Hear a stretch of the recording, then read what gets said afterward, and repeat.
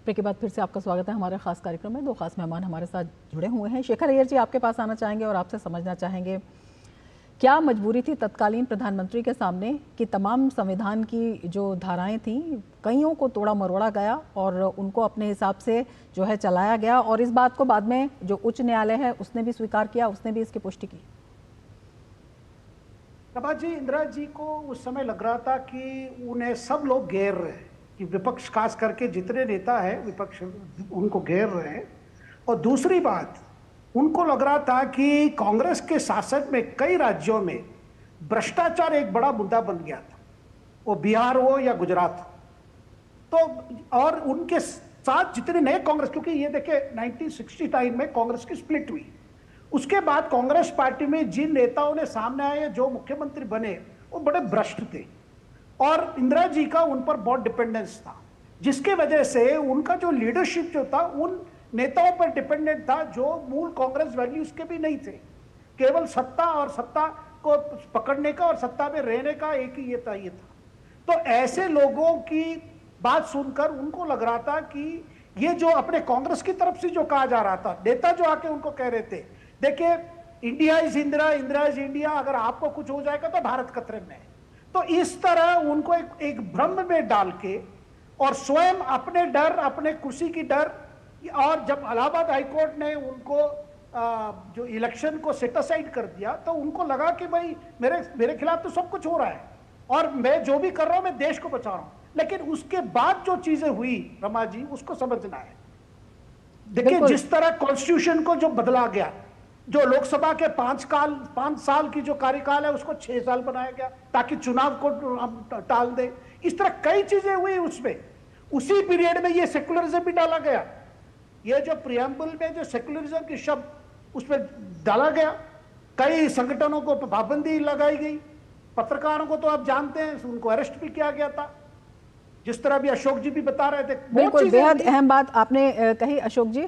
आपसे समझ लेते हैं इस बात को कि जिस तरह से संविधान की धाराओं का न केवल तोड़ मरोड़ कर उनका दुरुपयोग किया गया, बल्कि कई ऐसे संदर्भ भी आते हैं जिसमें ये कहा गया कि संविधान को भी कई मायनों में नज़रअंदाज किया गया और कई जगह अपने लोगों को भी बिठाया गया। और इसके साथ ही जब अभिव्यक्ति की स्वतंत्रता की बात आती है तो मीडिया पर जिस तरह की पाबंदी लगाई गई, उन संदर्भों को आज बताना कितना ज़रूरी है। ये भी कहा जा रहा है कि एक बहुत मशहूर दैनिक था, उसका जो संपादकीय था, वो जो खाना था वो खाली छोड़ा गया था, अगले दिन वो ऐसे ही प्रकाशित हुआ था क्योंकि उसकी अनुमति नहीं मिल पाई थी।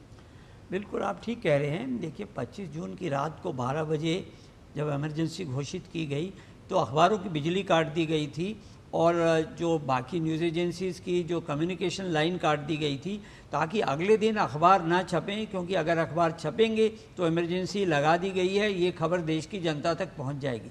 लेकिन उस समय कई ऐसे महान पत्रकार थे, जैसे बीजी वर्गीस हिंदुस्तान टाइम्स के एडिटर थे, उन्होंने पूरा का पूरा पहला पन्ना खाली छाप दिया ताकि जनता समझ जाए कि हम अखबार क्यों नहीं छाप पा रहे हैं। तो ऐसे इंडियन एक्सप्रेस ने किया, बहुत अखबारों ने किया, धरपकड़ भी हुई।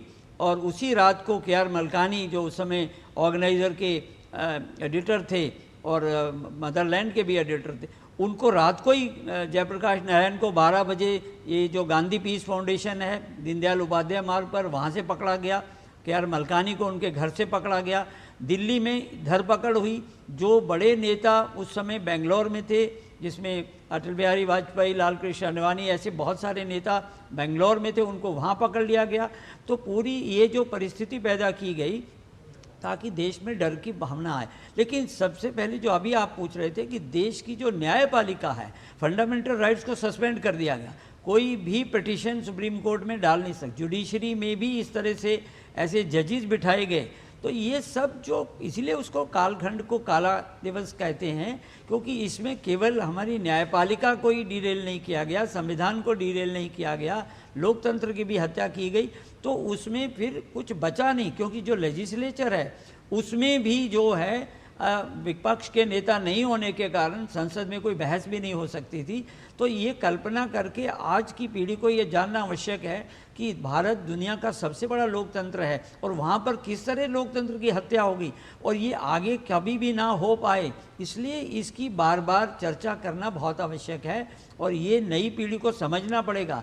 जैसे हम लोगों ने कभी जो स्वतंत्रता संग्राम को नहीं देखा था तो हम केवल किताबों में पढ़ रहे थे कि हमारे उस समय के जो स्वतंत्रता सेनानी थे वो कैसे कैसे क्या क्या चीज़ भुगतते थे, लेकिन इमरजेंसी तो अभी सिर्फ 50 साल ही हुए हैं। तो ऐसे में ये सब बातें याद करना, उस पर जो आज पुस्तक आई है जिसमें प्रधानमंत्री के स्वयं के अनुभव की बात है कि वो किस तरह से अंडरग्राउंड रहकर इस सारे आंदोलन में जुड़े हुए थे एक युवा संघ के प्रचारक के तौर पर, तो ये सब बातें मैं समझता हूँ देश के सामने लाना बहुत ही आवश्यक है, जो आज पूरा देश जो है इस पर चर्चा कर रहा है। बिल्कुल, पूरा देश इस पर चर्चा कर रहा है और ये चर्चा बहुत ज़रूरी भी है और तमाम ऐसे फैसले लिए गए थे जिनकी आलोचना भी हुई और जो चिंताजनक भी थे, और उन्हीं में से एक फैसला था जो नसबंदी कानून था। शेखर जी, आपसे जानना चाहेंगे, बहुत सारे इस तरह के मामले भी सामने आए जहां पर जो लोग विवाहित नहीं थे उनकी भी नसबंदी कर दी गई थी, तो किस तरह से जो आम आदमी के मौलिक अधिकार थे, किस तरह से जो आम आदमी के जिसे कह सकते हैं कि उनकी आवाज़ को दबाने की कोशिश की गई कि कहीं सरकार के विरुद्ध कोई बात ना कह दी जाए।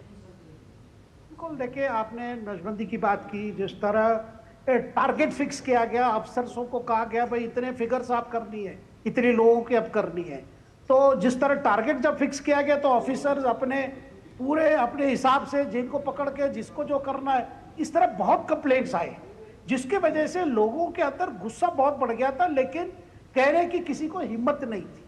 देखिए ये ऐसी हालत बन गए।